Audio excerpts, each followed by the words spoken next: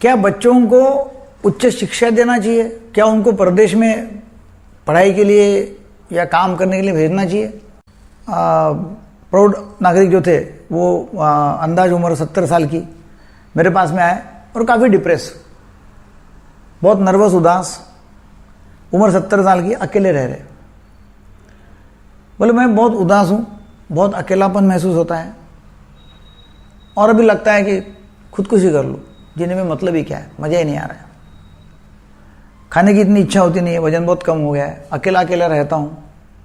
मतलब अभी हुआ क्या, प्रॉब्लम क्या है, कारण क्या लगता है आपको?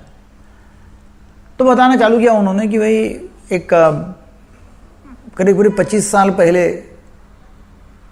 उनकी पत्नी गुजर गई। पत्नी गुजरने के बाद में एक लड़का एक लड़की, उनको उन्होंने बहुत मेहनत से बड़ा किया, बहुत पढ़ाया। फिर एक कंपनी में उनका मतलब कैंपस इंटरव्यू में कंपनी में दोनों भी लग गए, एक के पीछे एक। कंपनी ने हायर एजुकेशन के लिए उनको फिर अमेरिका भेजा। वहीं उन्होंने इंडियन ओरिजिन के जो लड़का लड़की थे उनके साथ में वहाँ शादी कर लिया।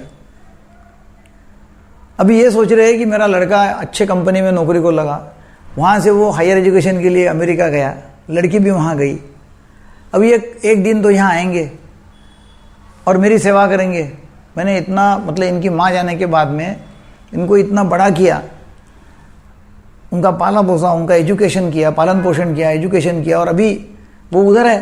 तो ये उम्मीद में थे कि अभी यहाँ आएंगे, अपनी लड़की जवाई वो भी आएंगे, लड़का उसकी मिसेस वो भी आएंगे, बहुत बड़ा मकान है, वहाँ रहेंगे, लड़की के लिए अलग है, लड़के के लिए अलग है, और वहाँ मस्त रहेंगे, मज़ा करेंगे। अभी आखिरी के दिन जो है वो अच्छे रहेंगे। और एक दिन बैठे हुए थे, वहाँ से फ़ोन आ गया।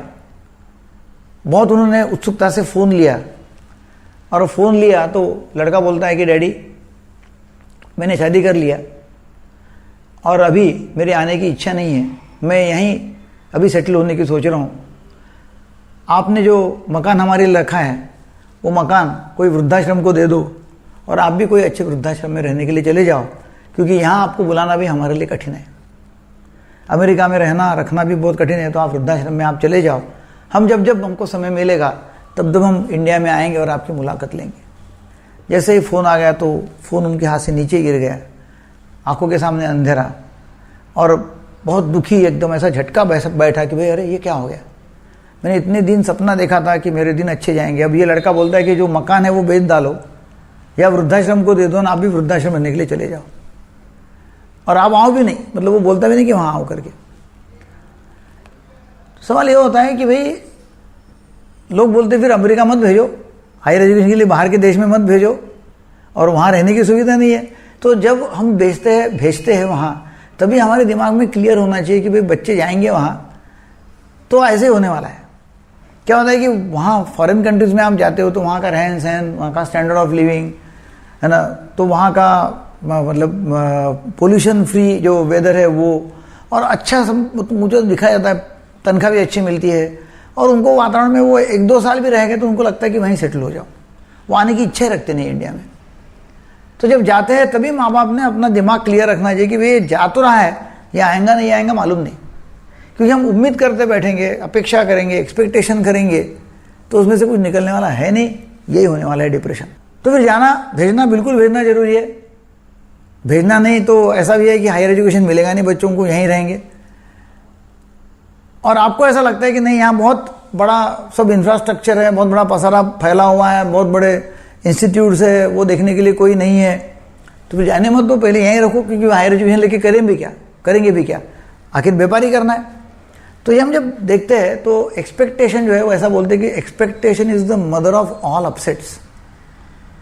जितने भी अपसेट है उसकी माँ जो है वो एक्सपेक्टेशन है, क्योंकि हम एक्सपेक्ट करते रहते हैं और वहाँ से फिर वो एक्सपेक्टेशन पूरा नहीं हुआ कि फिर अपसेट हो जाते, और ये जो है ये डिप्रेशन में चले गए और खुदकुशी करने तक कि अभी मैं तो ऐसा लगता है कि खुदकुशी कर लूँ, फिर तो आएंगे बोले ये मेरे मरने के बाद में तो आएंगे डेड बॉडी उठाने के लिए, अभी आते नहीं बोलते बोले। तो इस तरह का डिप्रेशन है। मैंने उनको काफ़ी समझाया, मैंने ठीक है अभी देखो आप क्या संभव है, अभी आपको पता नहीं है कि आप मरने के बाद में भी आप क्या, मालूम नहीं क्या होता, तो हमने तो किसी ने देखा नहीं है, हमने सोचा भी नहीं क्या होता है, तो मरते क्यों। अभी आप अच्छे हैं, खट्टे खट्टे हैं, तो आप आपका लाइफ कंट्रीब्यूशन के लिए दे सकते हैं क्या। आपके पास में पैसा है, आपके पास में समय है, आप फिट है, चलो लड़का लड़की आते नहीं हैं, यहाँ आने वाले है नहीं, वो आपको वहाँ बुलाने वाले भी नहीं है और वहाँ रखने वाले भी नहीं है, चलो आप यहाँ क्या कर सकते हो। ऐसे आपके जैसे काफ़ी सारे लोग होंगे कि जिनके बच्चे एक तो बड़े सिटीज़ में शिफ्ट हो गए, वहाँ रहने के लिए आपको बुलाते नहीं है, या फॉरेन कंट्री में गए वहाँ रहने को आपको बुलाते नहीं है। आपने यहाँ छोटे गांव में आप है, वहाँ कैसे रहेंगे, या वहाँ आपका पालन पोषण कौन करेगा, उसके लिए चलो वही काम करो, आप कंट्रीब्यूशन करो।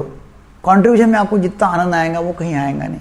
तो योगदान दो, लोगों के जीवन में फ़र्क करो। और ऐसे काफ़ी सारे लोग होंगे कि जो लोग ये प्रॉब्लम को फेस करते होंगे और उनके पास में पैसा भी नहीं होगा, उनके लिए आप क्या कर सकते हो। तो काफ़ी दिन बाद फिर मुझे मिले वो, जब मिले तो उन्होंने बता दिया कि मैं सीनियर सिटीज़न क्लब भी मैंने ज्वाइन कर लिया है और वहाँ मैं काफ़ी योगदान देता हूँ। वहाँ जो भी लोग हैं उनको उनके प्रॉब्लम सॉल्व करने के लिए मैं मेरा समय देता हूँ। और वैसे ही काफ़ी सोशल वर्क हमने चालू किए। और हम अभी ऐसा सोच रहे हैं कि ऐसे जो लोग हैं जिनके बच्चे भी घर में नहीं हैं, दूर कहीं चले गए और अभी यहाँ वो अकेले अकेले, उनके लिए हम क्या कर सकते हैं। एक अच्छा एक सोसाइटी, एक हाउसिंग सोसाइटी हम बनाते हैं कि जहाँ वो लोग रह सकेंगे और अपना जीवन जो है आखिरी का वो अच्छा बिता सकेंगे। उसके लिए भी मैं बोले काम कर रहा हूँ। उनका डिप्रेशन भी निकल गया। मेरा शेयर करने का ये मकसद था कि expectation is the mother of all upsets, उससे डिप्रेशन आता है। तो सभी जिनके बच्चे बाहर जा रहे हैं उन्होंने पहले से तय करना चाहिए कि, या निश्चित करना चाहिए कि बच्चा आएगा नहीं तो क्या, तो फिर आपका जीवन अच्छा हो जाएगा। ये वीडियो सभी लोगों को शेयर करो, वो लोगों को स्पेशली जिनके बच्चे उनके पास में नहीं है और बाहर पढ़ाई लिखाई करने के लिए गए हैं। आपको वीडियो अच्छा लगा तो जरूर शेयर करो, सब्सक्राइब करो, लाइक करो। Thank you very much.